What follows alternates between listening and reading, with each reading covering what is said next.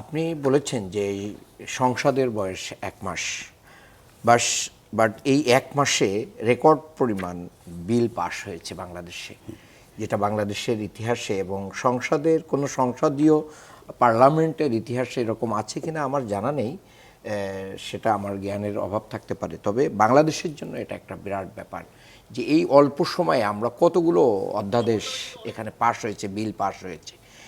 এটা তো কল্পনাই করা যায় না, যেটা আমরা 1 বছর 2 বছরে পাশ করার কথা সেগুলো ধাপে ধাপে কিন্তু আমরা এটা পাশ করছি। তার মানে বোঝা যাচ্ছে যে এই সংসদের বয়স 1 মাস হইলেও এই সংসদে যে বিলগুলো এসেছে, যে আলোচনাগুলো এসেছে, সেই আলোচনাগুলো ঐক্যমত্য কমিশনে দীর্ঘ 9 মাস ধরে আলোচনা হয়। একদম এই আলোচনাটা তাহলে বোঝা যাচ্ছে যে সংসদের বয়স 1 মাস হলেও এই আলোচনার বয়স কিন্তু 1 বছরের বেশি, এবং এই আলোচনার প্রেক্ষিতে একটা স্পেস তৈরি হয়েছে। সেই স্পেসে আমরা ঐক্যমত হয়েছি, কোথাও কোথাও আমরা নোট অফ ডিসেন্ট দিয়েছি।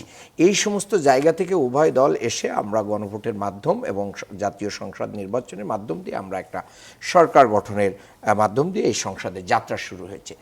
সেখানে একটা প্রত্যাশা ছিল, আমির জামাত ডাক্তার শফিকুর রহমান বিরোধী দলীয় নেতা, উনি বলেছেন যে আমাদের যে সমঝোতাটা ছিল, সমঝোতাটা বলতে বোঝায় যে মানে যেটা আমাদের যে গণভোটের রায়, তারপরে হচ্ছে যে সমস্ত ঐক্যমতের ভিত্তিতে যেটা আমরা পাশ মানে সবাই একমত হয়েছি, প্লাস সংসদে আসার পরেও সংসদীয় যে বিশেষ কমিটিতে যে আলাপ আলোচনা হয়ে যেগুলো একমত হয়ে আমাদের বিল পাশ করার কথা, সেখানেও সরকারি দল অনেক কিছু পরিবর্তন করেছে। সেখানে সংসদে পেশ করার পরেও সরকার দলীয় ট্রেজারি বেঞ্চ থেকে সেখানে সংসদে নিয়ে আনা হয়েছে।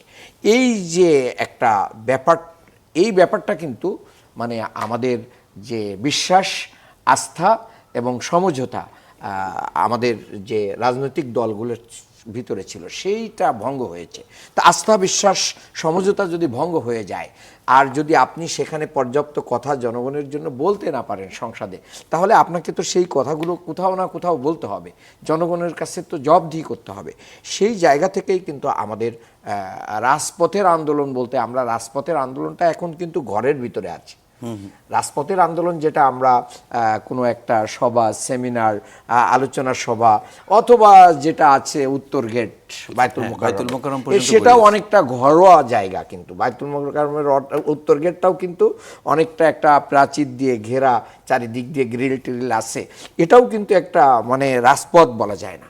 সেখান থেকে এসে জাস্ট জনগণকে আমরা আমাদের দায়বদ্ধতা থেকে আমরা জানাচ্ছি, এবং আমরা বলছি যে সরকার এগুলো কারেকশন নিক।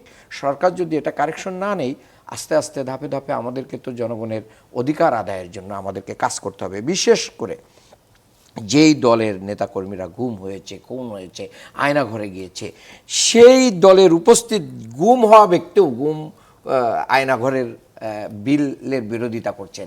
ইলিয়াস আলীকে হারিয়ে তার স্ত্রীকে পর্যন্ত বিএনপির এই গুম খুনের মানে যে বিচারের যে আইন, এটার বিরুদ্ধে দাঁড়িয়ে তাকেও মানে পক্ষে কথা বলতে হচ্ছে, যদিও 70 অনুচ্ছেদে অনেক কিছু লেখা আছে। মানন ভাই, আমরা চাই তাহলে এইখানে এসে দেখেন যে মানে আমরা বিচার বিভাগের স্বাধীনতা, তারপরে গুম খুম আয়নাঘর, তারপরে হচ্ছে জুলাই যে জাদুঘর, এই যে ছোটো ছোটো অনেকগুলো বিষয় ছিল যেগুলো আমরা মানে অ্যাজ ইট ইজ করতে পারতাম, যেটা করলে বিএনপির তেমন ক্ষতি হতো না।